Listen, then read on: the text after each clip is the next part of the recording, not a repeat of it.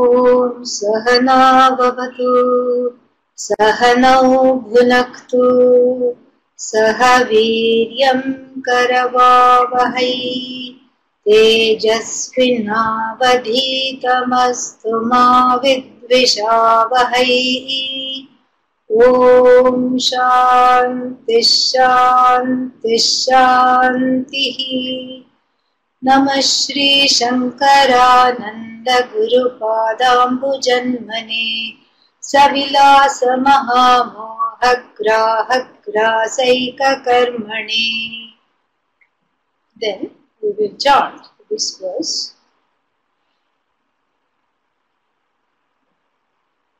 11th verse. Chaitanyam yadadhishthanam lingadehascha yah punaha chichaya lingadehastha tatsangho jiva uchyate.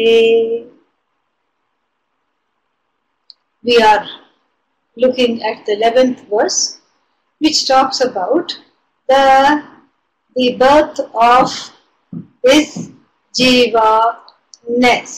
What is this jīva-ness, jivahood, and what is it a composite of? And so we have seen that. We have seen the components that make up this jiva.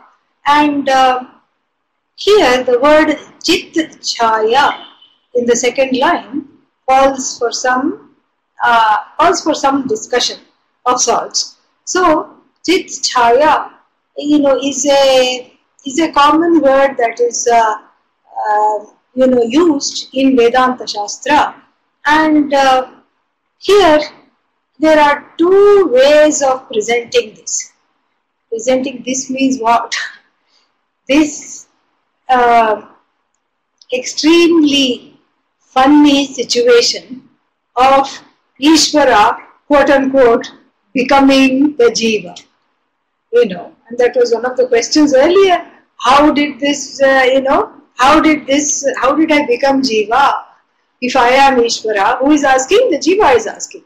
So the one who considers itself a jiva is asking, if I am Īśvara, then how did I become a jiva? You are still Īśvara, there is no becoming. Yeah, but then, why I have all these limitations? Then we give all these, metaphors. And the metaphors through which this, the pedagogy of the Shastra is presented is called vada. Vada here doesn't mean contention. Vada means a certain, way of looking at things. And so here we have, to talk about this magical process by which that limitless consciousness inhabits all the things in the universe and without undergoing any change, and assumes that very nature of the name and form, sitting in what is called, sitting in means being available for, being available as itself in the linga sharira or linga deha, which means the subtle body. So being available in the subtle body, it is available for, for cognition as itself. Like when you say I am, it is something that you recognize where.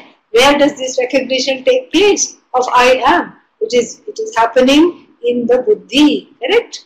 And so the buddhi is part of the subtle body, and the buddhi, is a place where the I is cognized, where the I notion is cognized, where the I thought is cognized. So that is, so the buddhi shines, the shine of the buddhi is the shine of consciousness. And, and it's a little, that's why we think of it as a, in the temple and all, we think of the buddhi as a small light, and this is offered to Bhagavan. Na tatra suryo bhati na chandra tarakam.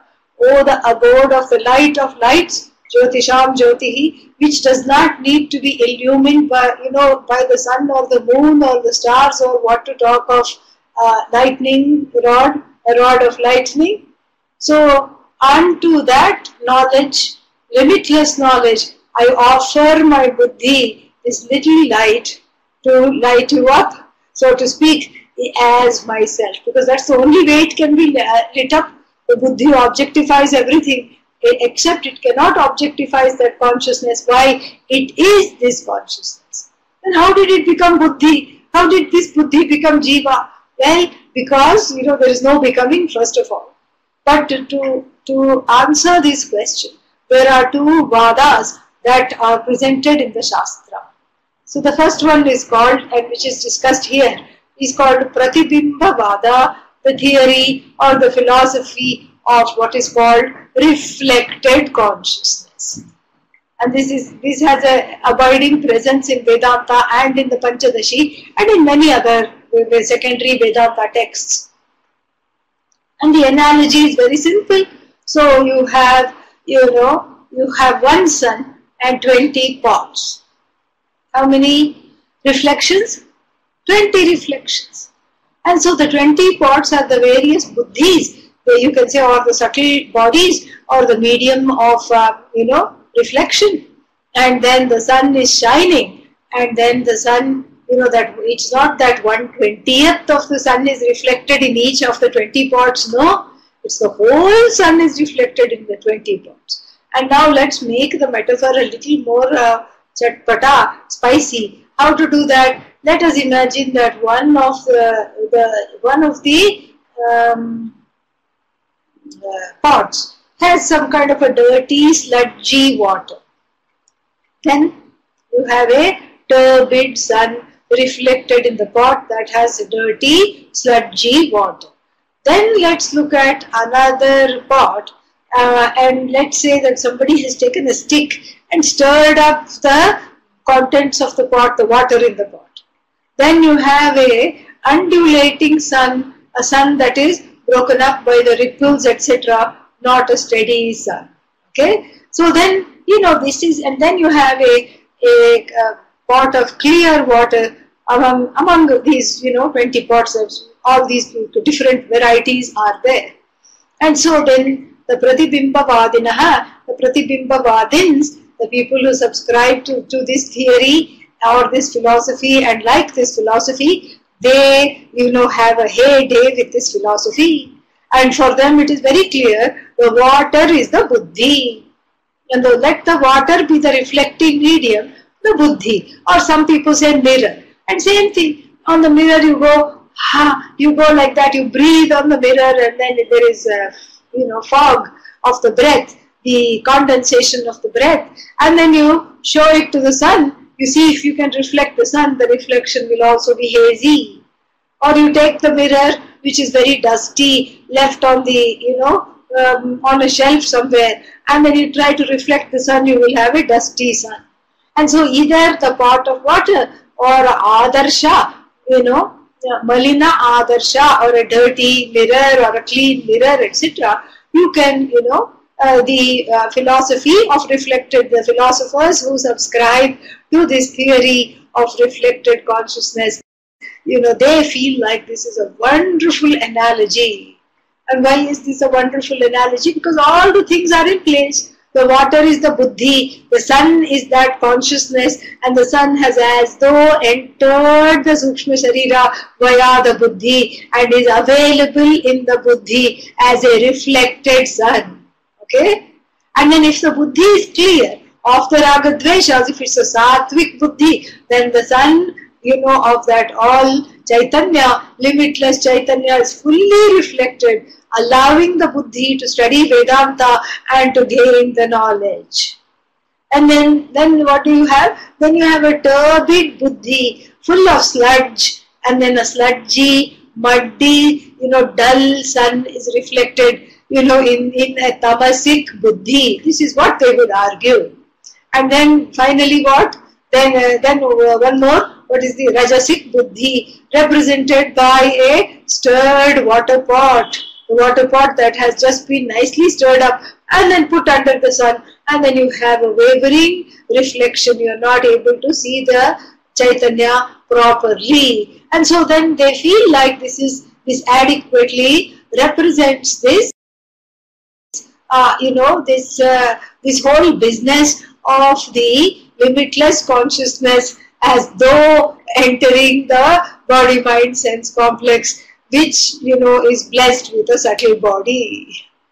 Now you see, these explanations are like explaining why did the sun rise, today. Then you have so many, explanations based on so many folklore and folk tales. So if you take the ancient Hindu Indian folk tale, then you imagine, so the whole imagination is the sun with his brilliance, 7 horses, each one the color of the rainbow, in order to wake up the universe and to give sustenance to the universe, takes his horses for a ride in the sky, and then rises in the east and sets in the west, no matter where you are. And so this is, this is the Indian version. Then there is another version. If you take an Italian folk tale, which you tell children, and why does the sun rise? There is another explanation. Then you go to some other, then you go to some other place, Thailand, then there will be another explanation. And then even in India, there is actually one more explanation, that the sun, got married to one, forgot the name, but then, what was the wife of the Lord, Sun Lord's wife. And then she could not live with him because she was burning up literally. And so she cloned herself into Chaya, a kind of a shadow version of herself, which then, went with the sun. And then the shadow cannot be where the sun is. And so even though she cloned herself, she was just, she was still elusive. And so the sun is keeping on looking for the shadow wife. That is, that is what the whole thing is. And no, Chaya is the one. The other one, yeah. Suvar Chalamba, maybe that is the Andhra, yeah, Sanjana, yeah, that is the one.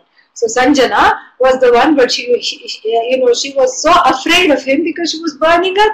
She was married basically to a big ball of fire. This is the story. So she clones Chaya, a shadow clone of herself who looks just like her, but who is cool and dark. But then the darkness cannot abide where the sun is. So the sun keeps on looking for his wife, and so keeps going from India to America, and clocks in more frequent flyer miles than the flight attendants, themselves, because constantly flying around the universe. This is the explanation. Now these explanations are for Balaha, children. They are for children, because the children will ask, why it is going here, why it has come there, what is happening here?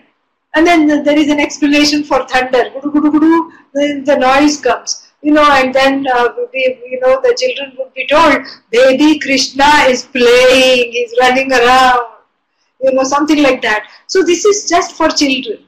Why? And for adults, don't need these stories. Why? Because you really know that the sun is not rising. There is no sunrise, much less sunset. What is happening instead? The earth is spinning on its axis, giving the apparent, feeling that the sun is rising and the earth is stationary. Okay? It's actually the other way around. So really speaking, you can go the whole hog giving explanations why the sun rises. But really, there is no need for those explanations. Here too, there is no need for any explanation. Why did Īśvara become Jiva? Because Īśvara has not become Jiva. Why did Jiva enter into the creation? Well, that is itself that question is itself problematic, because Jiva has not really, made the creation and then entered into it. That which is the creation is itself non-separate from Īśvara. This we have to see. So, therefore, any theory that you advance why Īśvara, quote unquote, became Jiva, is going to be totally futile. But then the Upanishad recognizes the Swami Vidyaranya also recognizes. What does he recognize? That the Jignasus who are also the mumukshus studying this are also in a way baby Vedantins. So the baby Vedantins will have questions just like all the other babies in the universe. Why does the sun rise? And so like this. And in fact, Lord Hanumanji, there is another folklore about the rising sun. Lord Hanumanji, whose birthday was 2 days ago, when he was, a baby, he just mistook the rising sun for a juicy apple and went and, put it in his mouth. And all the 3 worlds became dark. And then, and all the sages went and, got hold of this celestial baby Hanumanji and said, please spit out the sun. It's not a ball, it's not an apple, it's a ball of fire upon which the lives of all the lokas are waiting to unfold. So please don't do this. And so then out of kindness, baby Hanumanji spat the sun out, So like this, there are stories, and the stories are just to, they are a provisional explanation until the child is ready to assimilate this, what is really going on. What is really going on is that there is no rupantaram taking place. It's not that Īśvara is assuming that a different form. Īśvara is Īśvara, Jagat is Īśvara.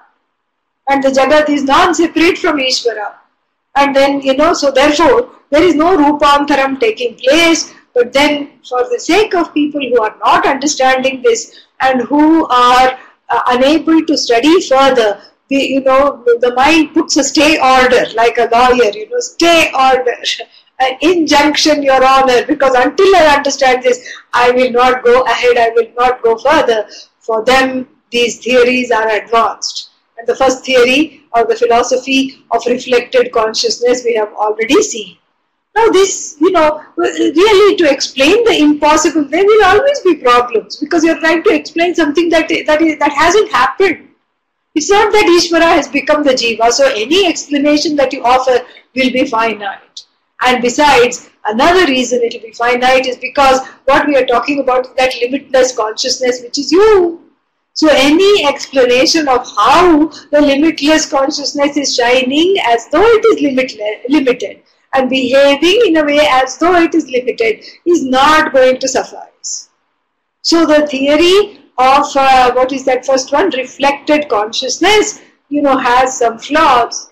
All of them will have flaws. So the first flaw is basically, the main flaw is this, that, what is the status of the reflecting medium? This is what we have to question. What is the status of the reflecting medium? Is it as true as that which is reflected, namely the sun? So the buddhi is it a separate entity than that consciousness which it is reflecting, or is it the same entity? If it is the same entity, how can it reflect? And if it is a separate entity, then if it reflects, then how can there be Advaita? Advaita Hani Syat. So Advaita Hani means there is a loss of Advaita.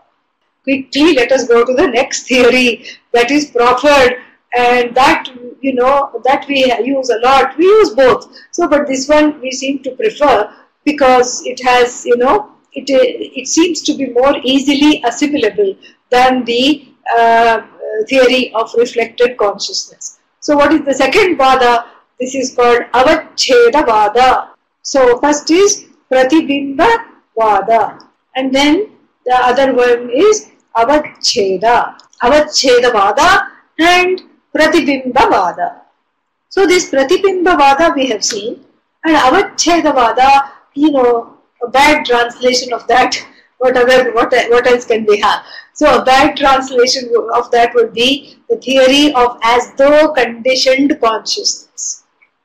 So there also we have to add the theory of as though reflected consciousness, and then the theory of as though conditioned consciousness.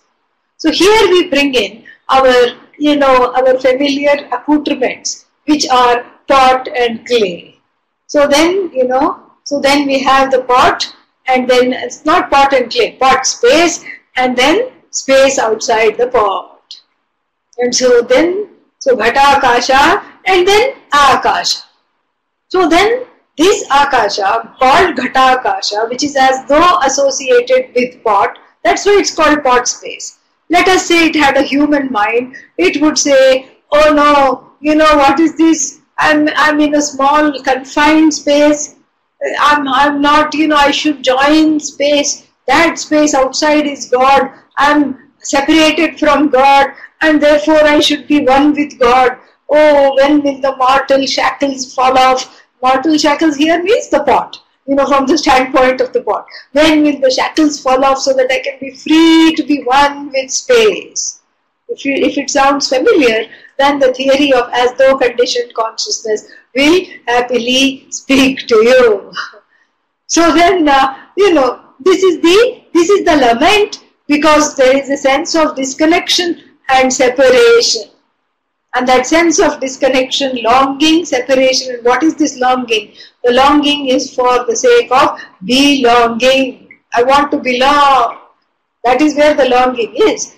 And so therefore, you know, I want to belong to the whole. I want to belong to Bhagavan. I want to be one with everything. That, you know, desire to belong is the only yearning, only longing.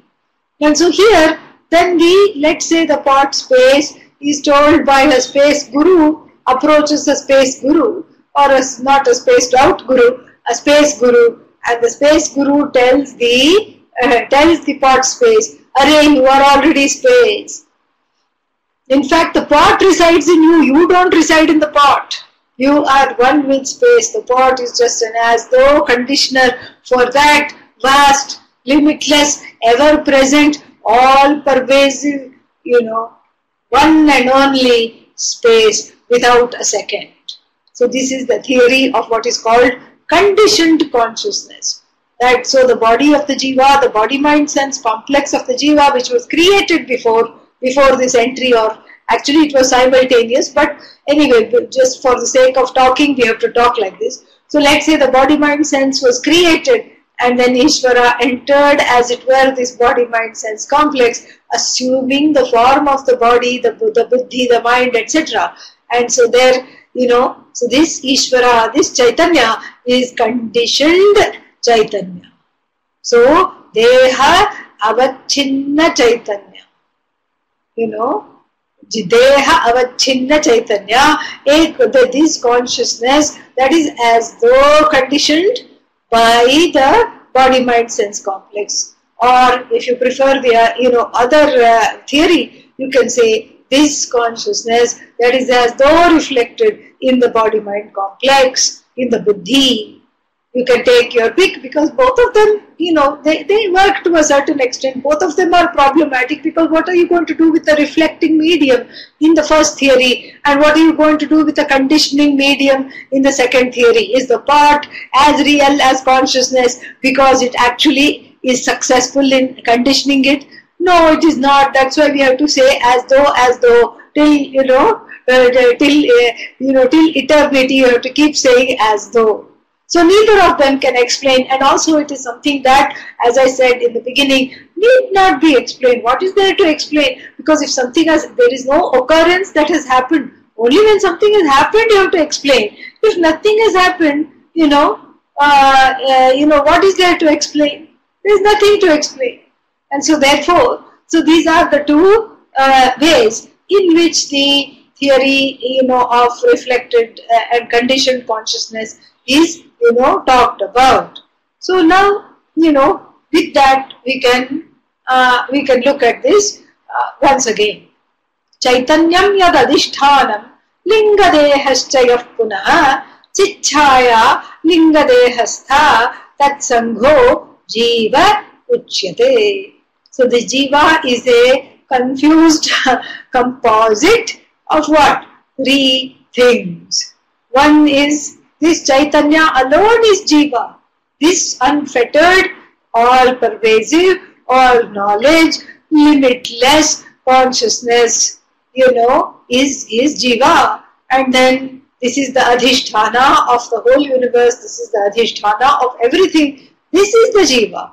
And then what? Punaha, yet again, then again. So this Chaitanya, through which medium is broadcasting itself, through which medium is becoming available and shining as itself, through which medium it is cognizing itself as self-revealing. How does this self-revealing consciousness, what does it use to reveal itself? So how does the sun reveal itself in the pot of water? It uses the water to reveal itself. How does the pot space reveal itself? It uses the pot to say, okay, this is pot space. So like this, the Chaitanya, the consciousness, uses the buddhi, which is the subtle body, so linga deha, to reveal itself. And this is explained in the second line, is that this consciousness, which is revealing itself through the body-mind complex, through the subtle body of various pranis, various pranadhari jivas, various jivas that are having identified with the prana, that is what is called the jiva. So therefore, the all-pervasive consciousness appears to have as though undergone a change, just like the big sun, which is millions of meters in circumference, etc. This big, huge, limitless sun is reflected into a small pot of water. You see a tiny sun. But the sun is not tiny, it is as though tiny, because it's in keeping with the medium of reflection. Here too, in the Avacchedavāda, a tiny pot will have tiny space, a bigger pot will have slightly big space, and then we have room space, arena space, and so many other spaces, that are conditioned in a much bigger way. But all that is really space, and the conditioning agent, so to speak, is what is called the Avacchedavāda, which is an as though conditioning agent for this consciousness. So this consciousness that is coming, two things, so to speak, happen within quotes, as though happen to this consciousness. One is, it takes on the form of whatever that medium of reflection is, chit-chaya. So if it's a small medium of reflection, you have a small, way in which the consciousness unfolds in this particular upadhi. Upadhi means a particular conditioning, conditioned, name and form. So in the upadhi of a glowworm, that consciousness in the buddhi of the glowworm will shine in a very limited, finite way, because it's a, like if you go up the food chain, then you find that consciousness is shining in more and more, complicated ways. As the animal, as we see the evolution of the animal, you see that the consciousness is much more present and much more able to interact and do things, with the help of the buddhi, with the help of the mind. So the cow also makes some simple inferences. I think the next pasture is greener.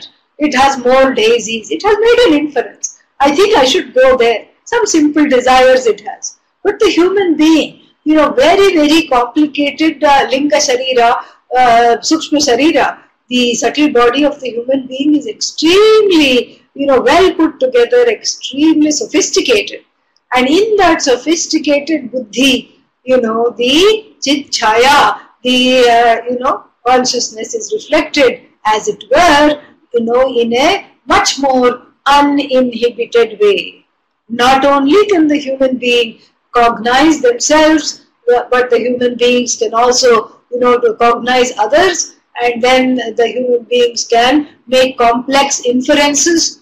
And it's as though this chit-chaya is very close to being uninhibited, except by the constraints of the buddhi, the parameters of the constraints, whatever those constraining upadhi factors are. It is very, very, well expressing itself. It's as though Mother Māyā, in creating the human mind, gave it so much freedom to sport this consciousness, as it were, and to come to know oneself as the truth of, as the truth of this, what the Upanishad states, that you are non-separate from Īśvara. So to know this truth, it is equipped. It's a mind that is a adhikari sharira. It is equipped for this. So, so that's one thing we need to know about this, is that it shines appropriately in each life form. This Chaitanya shines appropriate to that body, to that mind, and to that, senses, to that particular body, mind, upadhi. It shines or is reflected appropriately. Number one. Number two, it is, this all-pervasive consciousness has not undergone any change. Just because it has entered a tiny buddhi called the human mind. It hasn't undergone any change.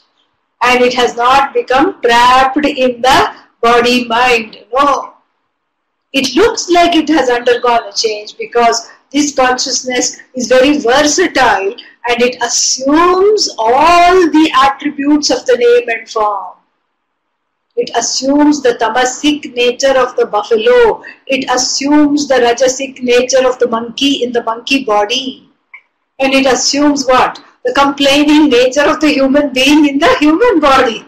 So it assumes that very form. There is a kind of a association of this consciousness with the body-mind sense complex, and the I notion which cognizes this, identifies with those limitations and therefore becomes subject to grief. This is going to be told very soon. So let us see that. Okay. So then, if this is clear, we can proceed further to number 12.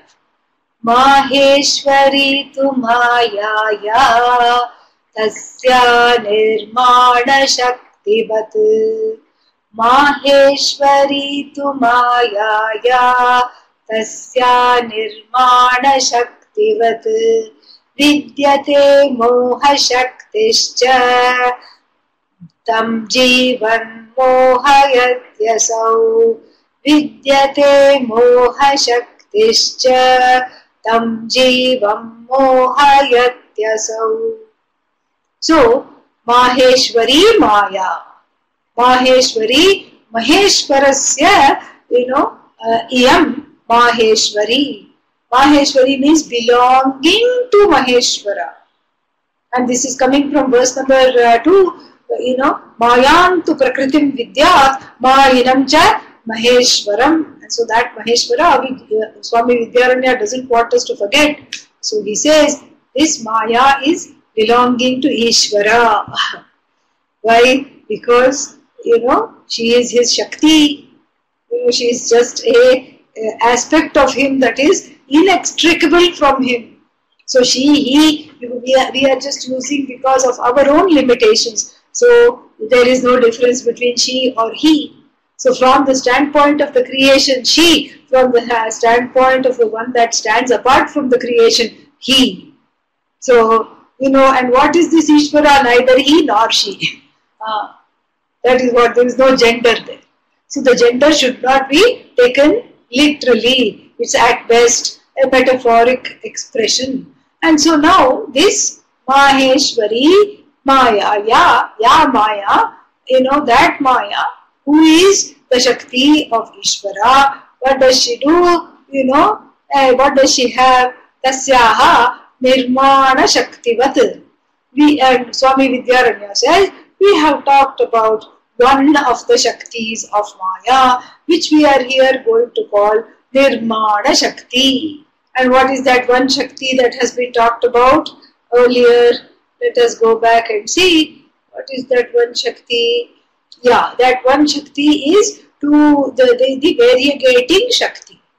We call it, vikṣepa. So the vikṣepaśakti was talked about first. And here, Swami Vidyaranya names it again. So vikṣepa.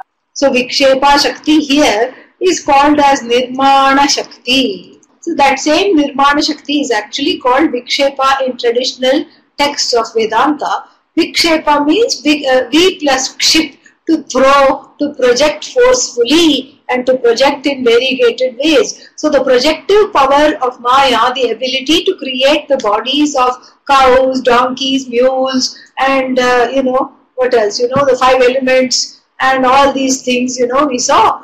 Then all this is called Nirmāṇaśakti or vikṣepaśakti. The ability to manifest the Jagat from an unmanifest to a manifest form, it is also vikṣepaśakti. So this vikṣepaśakti we have seen in detail. This is how, this is the stuff from where the Jagat has come, the knowledge to project this Jagat, from that one non-dual Chaitanya, which becomes as though many.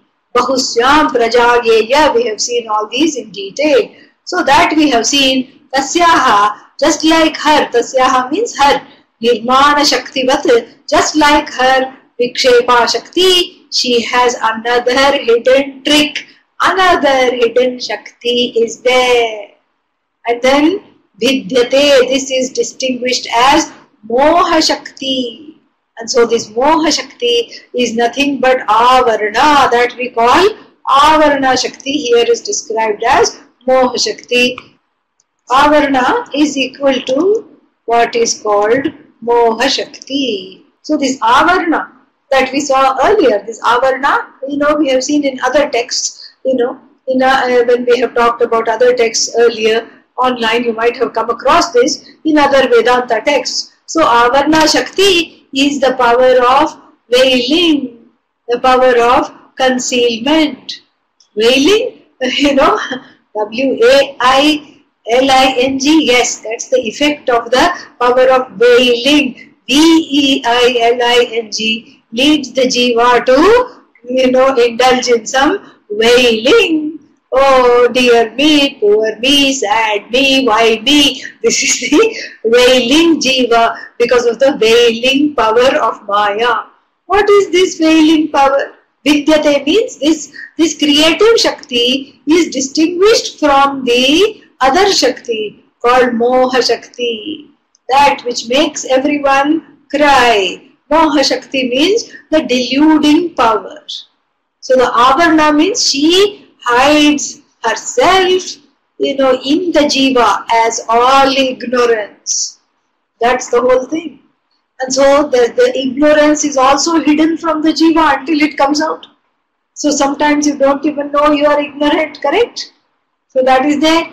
And then the second thing is what? So the Avarana Shakti also means that, one is unaware of one's true nature as Chaitanya, as Satchidananda Atma. That's why one keeps on going around asking the question, how come I became Jiva? When did I become Jiva? When was the first Jiva born? If I am Īśvara, then how come I cannot manifest anything except some confusion?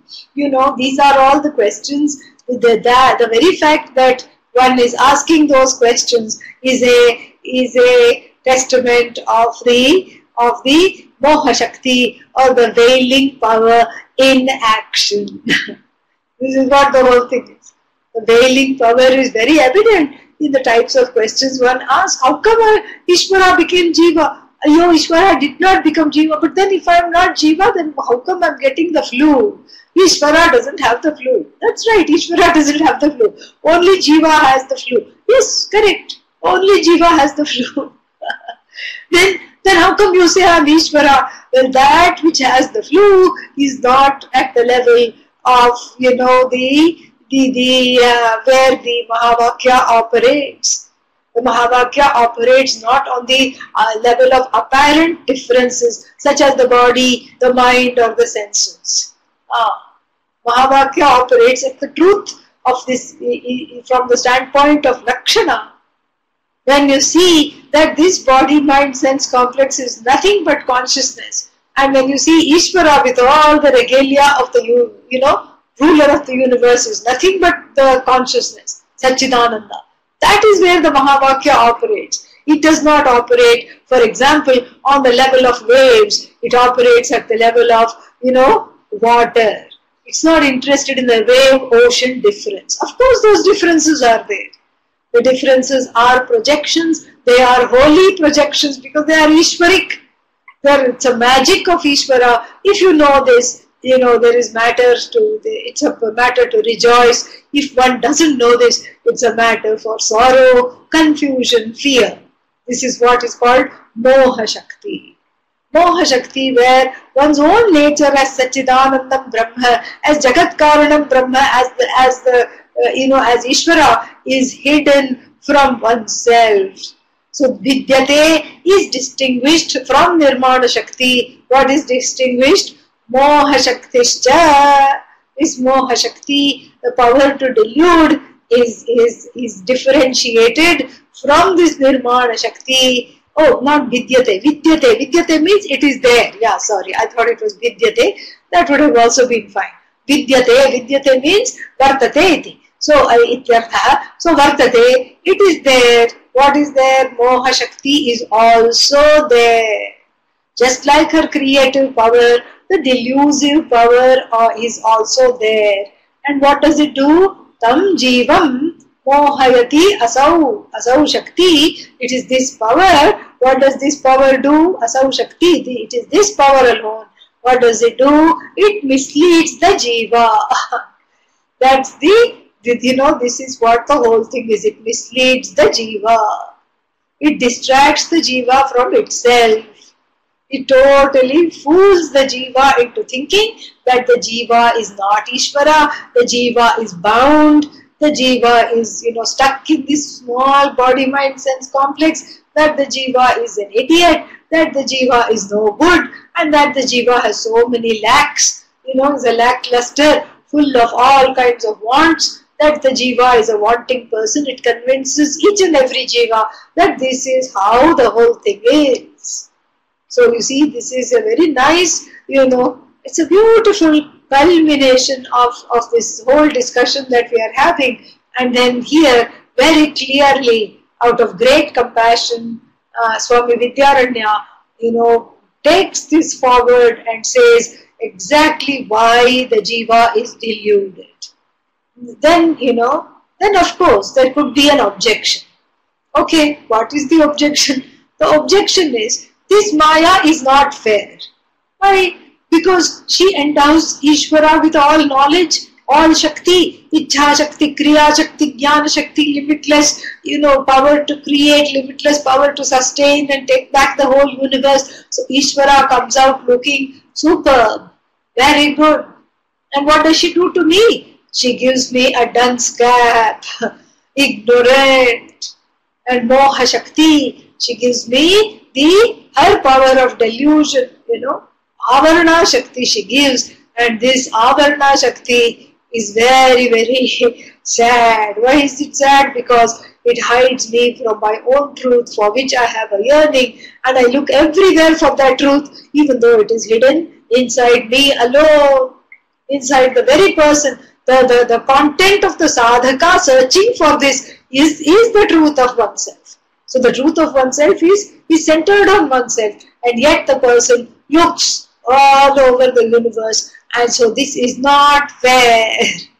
I agree. Oh, thank God, at least one time you agreed with me. I agree that it would not be fair if the jiva and Īśvara were separate, and if these Shaktis were real. They are not, they are mithya bhuta Shakti. Yes. They are mithya Shaktis. And if the difference between jiva, if the jiva was real, and if the difference between jiva and Īśvara were real, if jiva was a separate entity, and then Māyā, you can say, was partial, I will agree with you. Yes, you have a point. But, you have to see the whole picture. The whole picture is that there is no srishti other than your drishti on one level. That is true. You have to work up to that. That's why so all that is there is paramarthika. And we talked about the three orders of reality. So the vyavaharikam sat, this sat, which is transactional reality. The transactional reality where, where all the differences exist and coexist or refuse to coexist, as the case may be, is itself a projection of Īśvara. It itself is an as-though projection of Īśvara. And then we have on the pratibhasika level, on my own, state, from my own point of view, Well, I am asking the question, why is Mother Māyā partial to Īśvara and shows me in a terrible light? Why does she do this to me? Why me? And then we have to tell, what do we have to tell if a person is feeling like this, that Māyā simply is, she's just doing her job, this is her job. But why does she have to hide? It's an as though hiding. Some things have to be hidden, Otherwise there is no, there is no point in living. Imagine if you remembered your last life and the life before that and the life before that. You would not be able to sleep at night. All the omissions and commissions from this life itself are a big burden. That itself makes one run and take some, some sleep aid, because one cannot live with oneself. And imagine if you remembered, if everybody remembered what all they did to the mother and the father and the brother and the sister and the friends in the last life, the life before that, the life before that, the life before that. Then, you will have permanent insomnia you will have. You won't be able to sleep at night, you won't be able to live with yourself. Some forgetting is good. And even in this life, all the omissions and commissions that you have done, as you grow, you forget. And people owe you things. There are grudges held, sometimes in families for generations. And then you ask them, what is the grudge? Why did the first grudge arise, 6 generations ago? Nobody remembers. But the grudge is still held, But then that grudge is also forgotten. That's why we have certain,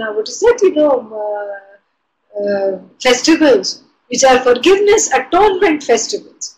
Even if you don't like somebody, you go and give them a gift like Deepavali, like Baisakhi. All these, there are certain, festivals where you be the bigger person and overcome that, whatever it is. And so this āvaraṇaśakti, this ability to forget is a blessing. Bhagavan, Krishna says in the Bhagavad Gita, Matta smritihi jnanam apohanam cha. From me alone is the Shakti, is the knowledge to remember, the Shakti to forget, the Shakti to know, the Shakti to be ignorant. All this is my Shakti alone. So this forgetting is a great blessing. And so this delusive, distractive Shakti, which makes one, forget, is not a bad thing. And even in terms of Vedanta, the jiva has to come to a place where one is ready to uncover the truth of oneself. So if that happens too soon and the mind is not ready, then it is not okay.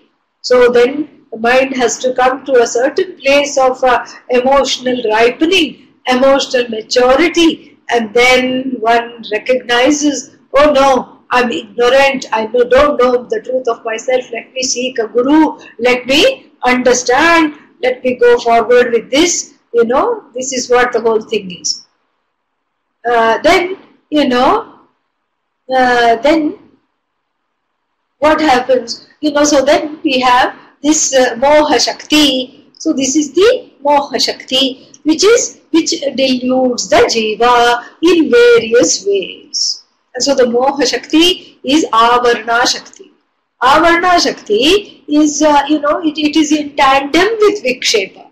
Vikṣepa, first all the variegated universe is there, and then from the standpoint of the individual, that is it presents as another Shakti, Avarna, because I see all the names and forms and get deluded by them, fall in love with them, and then what? And then I'm unable to come out of that because I'm attached to the name and form rather than the Satchidananda principle, Satchidananda Tattva. I'm not looking at, I'm only looking at name and form. And the name and form, of course, collapses, and then, the jiva is a crying mess and goes from one name and form to another. This is āvaraṇaśakti in action. This is what the whole thing is. The ability to forget, so that is avarnas. And the other thing which is a blessing about this āvaraṇaśakti is one's unconscious. The unconscious mind is an example, a manifestation of the āvaraṇaśakti. So when the child is small, it doesn't have the wherewithal to process the hurts that are being, that it is being subject to by the fallible parents. Parents are definitely fallible. They do their best, but they end up, hurting the child. They even physically, sometimes they drop the child, they don't know. They don't mean to, but then they just happen to slip. The hand happened to slip and the child was dropped, and the child has a loss of confidence, like, oh, I thought these were the caregivers. They were the primary caregivers, but look, what are they turning out to be? Primary scaregivers. So by the age of 4, the unconsciousness develops and it is complete. All the hurts, pains and sorrows are stuffed somewhere deep within the psyche. That's āvaraṇa. This is Māyā's blessing, Bhagavan's blessing in the form of āvaraṇaśakti. So you can't say āvaraṇaśakti is bad. Then what happens? Then the brain is developed enough to look at these hurts and to forgive, to move on, to process the hurts, etc. Then when the brain is developed and when that similar situation is enacted in one's life, a situation of trust perhaps, like marriage or a significant relationship, or when one takes to the study of Vedanta, again where there is Shraddha, trust, the unconscious comes out, the pain comes out, the fear comes out, the sorrow comes out, until then it is there, kept in abeyance, kept completely, stuffed, and, even the person doesn't know. And when it comes out, people say, I was okay till I studied Vedanta, what have you done? I haven't done anything. It is, you have to welcome the, unconscious coming out, because it is a visit from, Māyā Shakti. Māyā Shakti is unraveling the Moha Shakti in the individual. The unconsciousness is coming out. It's a very good thing. It's a good thing because now you know what all is there, and once you know what all is there, a known unconscious, is a much better deal than an unknown unconscious. Really. So you have to be kind to those feelings. They are like inner children. There is so much psychology, the unconscious is presented like an inner child or several inner children. And so when the unconscious comes out, and so the anger, the fear, the insecurity and the sorrow is directed at what? Is directed at what is immediately in front. You are the cause of my pain. This situation, prakritam, this situation I am in is giving me the sorrow. But then that situation is merely a trigger. It's not the cause of the sorrow. The cause of the sorrow was already there from a long time ago and one doesn't even remember what it is. Moha Shakti, this is what is āvaraṇa. It is covered, the cause of it is covered.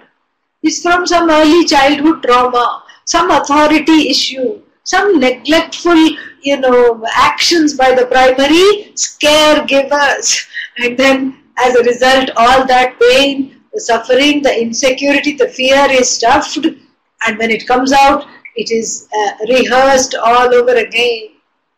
And that's why the sadhanas of yoga and then meditation, even therapy is a sadhana. Therapy is very important. It's a sadhana for Vedanta, psychotherapy. A lot of things can be resolved through that. So the ability to seek help, that itself is a blessing. And the ability to seek help and the ability to write it out, to vent it out in safe ways without harming oneself, to process the pain, etc. All these are blessings. And so this is the unconscious, which also is an example of what is called Moha Shakti. Moha means delusion. So the delusion is the result of this āvaraṇaśakti, where the person is separated as though from one's own nature. And if they were permanently separated, this union is not possible, but they are already united as it were, but it's a semblance of separation. So therefore you cannot even blame Māyā Shakti for that. So vidyate moha shaktischa, and then what does she do? Tam jivam, this jiva, what does she do to this jiva? It deludes this jiva. Deludes the jiva. So we will chant the next one and see it, in the next class. Mohadanhishatam prapya magno vapushi shochati Īśa srishtamidam dvaitam sarvamuktam samasataha. This is a very nice verse which sums up the Īśvara Srishti, the so-called Īśvara Srishti that was talked about earlier. That there would be a discussion of Īśvara Srishti and Jiva Srishti. This is what is going to be summed up in verse number 13. And Mohat, because of this delusion, Anishatam Prapya, gaining this status of being not Isha. Isha and Anisha.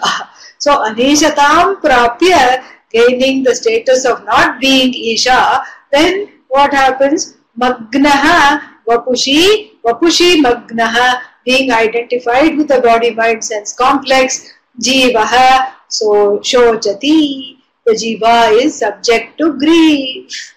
And then what? Īśa srishtam idam dvaitam. This is what is called Īśvara's Jagat, Īśvara's Srishti of the Jagat. And Sarvam Uktam, all this has been talked about succinctly, in short, it has been Samasataha, in a complex but a succinct way, it has been talked about. So we will stop here and then we will pick it up in the next class. Om Purnamadav Purnamidam Purnat Purnamudachyate Purnasya Purnamadaya Purnameva Vashishyate. Om Shanti Shanti Shanti. Harihi Om Shri Gurubhyo Namaha. Harihi Om.